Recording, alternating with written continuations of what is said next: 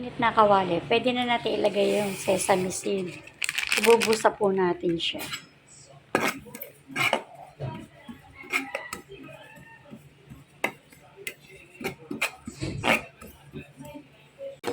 Ayan, okay na. Luto na. Pwede na nating hanguin. Magandang araw sa inyo lahat. Ngayon po ay magluluto tayo ng palitaw. Meron po tayong kalahating kilong glutinous flour. 500 grams po ito. Kumuha po ako ng konti para kung lumambot po ito, meron tayong pantagdag. May tubig po tayo, may asukal, may sesame seed. Ibinusa ko po yung sesame seeds at nyog. Mag-umpisa na po tayo. Maglagay po tayo ng konting tubig. Nagugas po ako.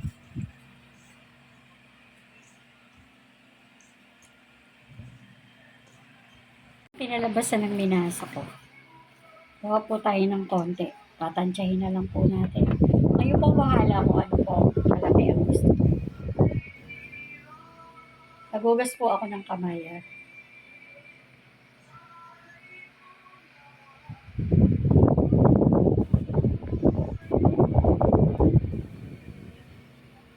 Okay, paisa na po tayo.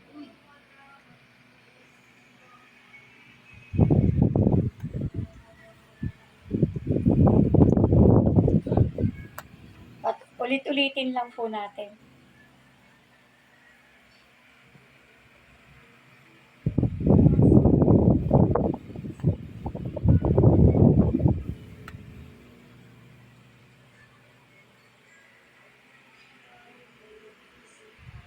Okay, naka 22 piraso po tayo.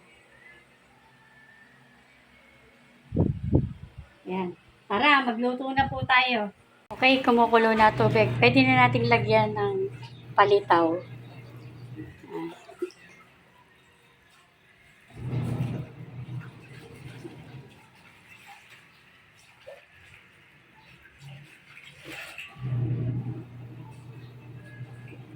Huwag niyong pagdidikit-dikitin para hindi mahirapan kayong kumuha. Pagluto na, bagay, lulutang naman to. Hintayin natin lumutang. Okay, lumutang na po. Luto na po pag lumutang. Okay, hahanguin na natin.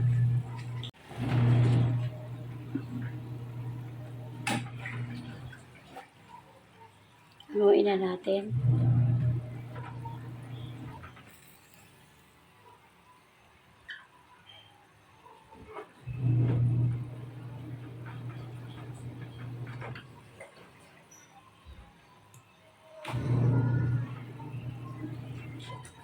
Okay, nahango na po natin. Maglagay po tayo ulit.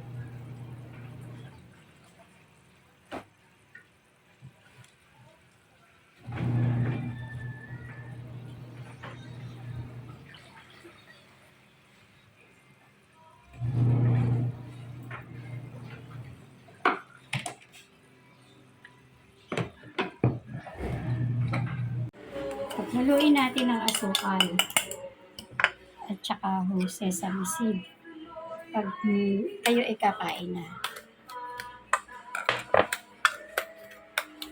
Ngayon, kumuha po tayo ng isang piraso. Idaw-daw natin yan. Lagyan natin ng asukal. Okay, pwede na po tayong kumain. Okay na po.